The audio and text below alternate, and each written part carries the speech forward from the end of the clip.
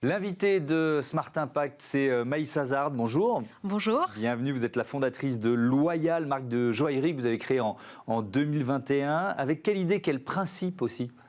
Tout à fait. Alors, la particularité de Loyal, c'est que tous nos bijoux sont fabriqués à la main à Paris avec de l'or recyclé 18 carats et des diamants qui sont créés en laboratoire. Donc ça, c'était vraiment l'idée de départ, la volonté or recyclé, diamant de laboratoire ou diamant de synthèse. On peut utiliser les deux appellations. On va explorer ces deux filières. Je commence avec l'or recyclé. Quand on dit or recyclé, il vient d'où cet or ? Alors, l'or recyclé qu'on utilise provient de deux sources différentes.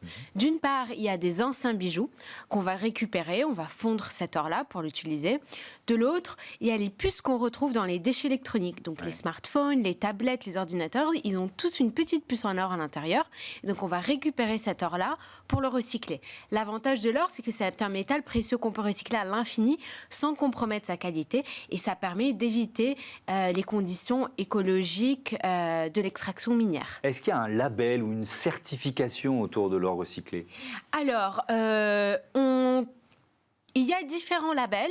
Nous, pour le coup, Loyal a la certification B Corp, donc qui ne prend ça, pas c'est uniquement... une certification générale. Tout à fait, exactement. Pour toutes les entreprises. Général. Après, nous, notre or est certifié RGC COC, c'est-à-dire qu'il a une traçabilité responsable tout au long de la chaîne de valeur. Oui, RJC pour Responsible Jewelry Council. C'est une sorte de certification. Est-ce que c'est compliqué à obtenir ou est-ce qu'on s'inscrit ? Comment ça marche en fait ? Alors oui, tous ces labels-là, certains sont plus difficiles à obtenir que d'autres. On passe par des process d'interview, d'investigation pour montrer, avoir des certificats, montrer un peu la provenance, les différentes étapes du processus, que ce soit pour l'or, comme pour nos diamants ou pour notre fabrication aussi. Oui, mais vous, ça vous garantit aussi que l'or que vous utilisez, il est bien recyclé. Tout à fait, exactement. C'est une promesse que vous faites à vos clients ou à vos clientes, et donc il faut que vous en ayez la certitude. Est-ce que cette filière de l'or recyclé, elle est mature ? Ou est-ce qu'elle reste encore à construire ? C'est encore quelque chose de très nouveau, aujourd'hui, le recyclage de l'or. Chaque année, malheureusement, il y a une quantité astronomique d'or qui est toujours extraite des mines, alors qu'on utilise beaucoup moins en réalité. Il y a un stock mondial existant qui est déjà assez conséquent, et donc on n'a pas besoin d'avoir recours à l'extraction minière.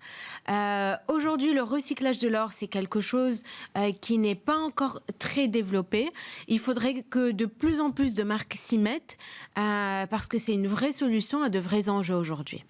Il y a ce concept de mine urbaine dont on a parlé déjà dans cette émission. C'est ce que vous décriviez tout à l'heure, c'est-à-dire nos smartphones, nos tablettes, nos ordinateurs. Mais là aussi, il y a plein de matériaux à récupérer, de métaux rares. L'or en fait partie. Cette filière, elle grandit ?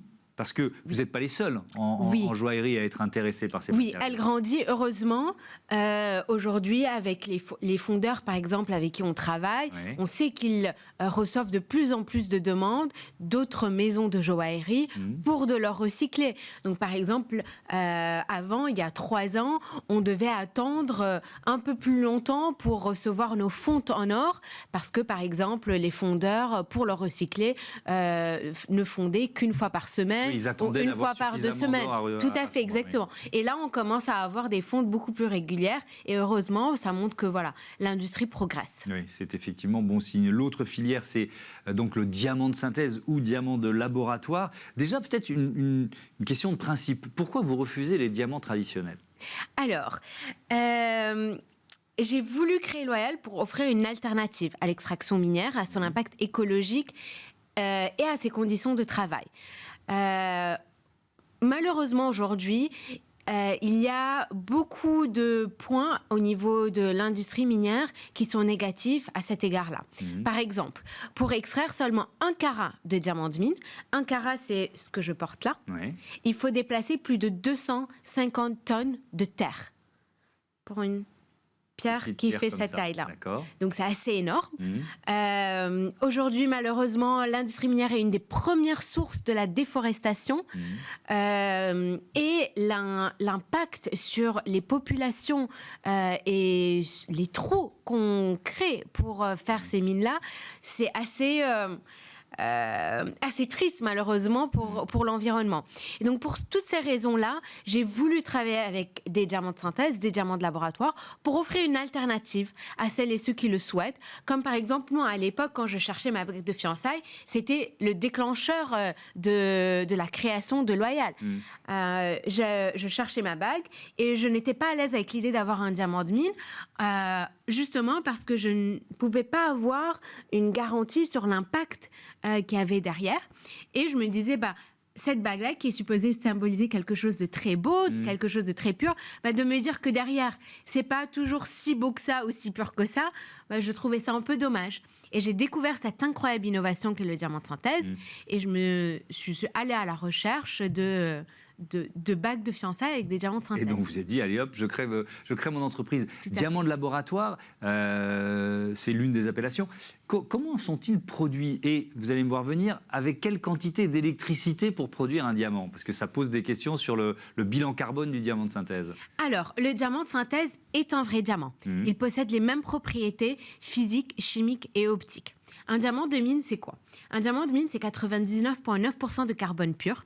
Ça se forme à 200 km sous la Terre grâce à des conditions spécifiques de haute température et de pression. Et aujourd'hui, grâce à une technologie de pointe, on va répliquer ces mêmes conditions-là dans un laboratoire. Ouais. Donc le laboratoire va mettre du carbone, de la haute température, de la haute pression. On obtient une pierre qui a les mêmes propriétés physiques, chimiques et optiques. Aujourd'hui, ils ont les mêmes certificats d'authenticité de chez IGI ou GIA. Et ce qui est assez fascinant, c'est qu'on n'a aucun contrôle sur ce qu'on va obtenir. Donc aujourd'hui, ce qui fait la rareté d'un diamant, c'est le fait que chaque diamant est unique. Non, tout à fait. Et même avec les diamants de laboratoire, on ne sait pas ce qu'on va obtenir. Chaque pierre reste unique. On a des pierres qui peuvent être toutes petites, plus grosses, de belle qualité, de mauvaise qualité. Donc on a toujours cet élément de rareté qui est préservé. Et la question de la quantité d'électricité nécessaire. Alors, le diamant de laboratoire requiert 7 fois moins d'eau et produit 20 fois moins de CO2 que le diamant de mine, que l'extraction minière. Alors, on a besoin d'énergie, bien évidemment, pour produire ces diamants en laboratoire.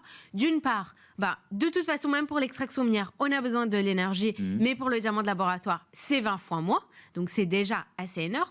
En plus de ça, nous, on travaille avec un laboratoire aux États-Unis qui est partenaire et qui utilise de l'énergie verte et de l'énergie renouvelable pour la fabrication de ces diamants-là et qui est certifié neutre pour le climat. Ça dépend effectivement du partenaire. S'il est situé en Chine ou en Pologne, où on fabrique de l'électricité à partir de centrales à charbon, ça ne va pas être exactement le Comme même, dans toute industrie, label. En fait, il y a des pratiques qui sont des partenaires qui suivent des pratiques responsables et d'autres non. Vous l'avez évoqué rapidement, mais c'est un élément important, le fait d'être certifié Bicorp, parce que on en parle souvent dans Smart Impact, c'est une certification qui n'est pas si simple à obtenir. C'était un souhait dès le départ quand vous avez créé l'entreprise? C'était un souhait dès le départ. On a travaillé pendant à peu près 1 an et demi pour obtenir cette certification-là. C'était très important pour nous parce que justement, c'est une certification qui ne prend pas uniquement en compte nos responsabilités et les initiatives qu'on met en place au niveau environnemental, mais aussi qui prend en compte tout ce qu'on met en place au niveau de nos responsabilités sociales, de nos responsabilités envers nos partenaires, envers nos clients. Et donc, c'est vraiment une vision 360 des responsabilités et des engagements d'une entreprise et d'une société. Et c'est un travail qu'on fait au quotidien avec nos partenaires. Et c'était très important pour nous parce qu'aujourd'hui, il y a énormément de greenwashing. On retrouve beaucoup sur les réseaux sociaux de marques qui disent voilà, on est éco-responsable. Mais qu'est-ce que ça veut dire être éco-responsable? Qu'est-ce que vous utilisez comme matériaux? D'où est-ce qu'ils proviennent? Quelle est votre chaîne de valeur? Qu'est-ce que vous mettez en place pour la communauté, pour vos clients? Et donc, pour nous, avoir cette certification-là, c'est un peu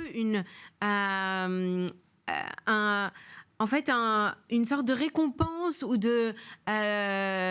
pour tous les efforts qu'on met. Oui. Surtout quand on voit face à nous beaucoup de greenwashing, de se dire voilà, en fait, nous, on a toutes ces démarches-là et elles sont réelles.